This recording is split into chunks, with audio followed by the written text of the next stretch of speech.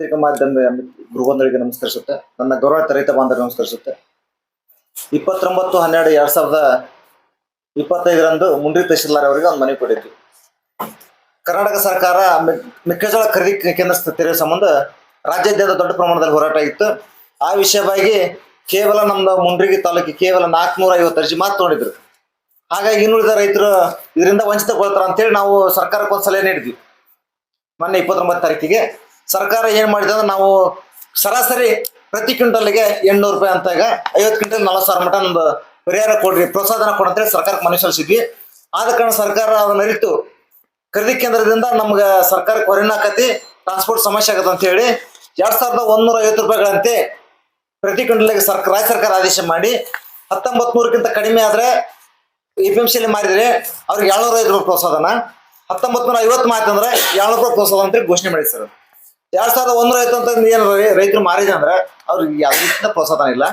ಅದನ್ನ UMP ತಂತ್ರಾಂಶದಲ್ಲಿ ಮುಂಡ್ರಿಗೆ APMC ಅರ್ಜಿ ಹಾಕ್ಬೇಕು ಸರ್. ನಾವು 1 ತಿಂಗಳ ಕಾಲ ಅವಕಾಶ ಹಾಕಕ್ಕ ನಮ್ಮ ಜಿಲ್ಲೆಗೆ 3,80,000 ಲಕ್ಷ ಟನ್ ಆದೇಶ ಮಾಡ್ಯಾರ ಸರ್ಕಾರ.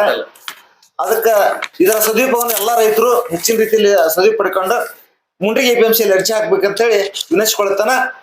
ಇವತ್ತಿನ ದಿನಮಾನಗಳಲ್ಲಿ ಇಷ್ಟು ಬೇಗನೆ ತುರ್ತಾಗಿ ಮನವಿ ಸ್ವೀಕರಿಸಿ ನಮ್ಮ ಬೇಡಿಕೆ ಈಡೇರಿಸಿದ ಸನ್ಮಾನ್ಯ ಮುಖ್ಯಮಂತ್ರಿಗಳು, ಸನ್ಮಾನ್ಯ HK ಪಾಟೀಲ್ ಸಾಹೇಬರಿಗೆ, GS ಪಾಟೀಲ್ ಸಾಹೇಬರಿಗೆ ಹಾಗೂ ಚಂದ್ರಲಾಮಣಿ ಅವರಿಗೆ ನಮ್ಮ ಮುಂಡ್ರಿಗಿ ತಾಲೂಕಿನ ಸಮಸ್ತ ರೈತರ ಪರವಾಗಿ ಅಭಿನಂದನೆ ಸಲ್ಲಿಸುತ್ತಾ, ಇವತ್ತು ಮತ್ತು D ದೇವರಾಜ್ ಅರಸರ ಒಂದು ಅವಧಿಯನ್ನ ಹಿಂದಿಕ್ಕಿ ದಾಖಲೆಯನ್ನ ಮುರಿದಂತ ನಮ್ಮ ಸಿದ್ದರಾಮಯ್ಯ ಅವರಿಗೂ ನಮ್ಮ ರೈತ ಸಂಘ, ಮುಂಡ್ರಿಗಿ ತಾಲೂಕಿನ ರೈತ ಸಂಘದ ಪರವಾಗಿ ತುಂಬಾ ಅಭಿನಂದನೆ ಸಲ್ಲಿಸುತ್ತಾ, ನಮ್ಮ ಬೆನ್ನೆಲುಬಾಗಿ ನಿಂತ ನಮ್ಮ ರೈತ ಹೋರಾಟ ನಾಯಕ ಆತ ಹಿಂದ ಅವರು ನಮ್ಮ ರೈತ ಸಂಘದ ಪ್ರಧಾನ ಕಾರ್ಯದರ್ಶಿ ಇದ್ರು ಸಿದ್ದರಾಮಯ್ಯ ಅವರು.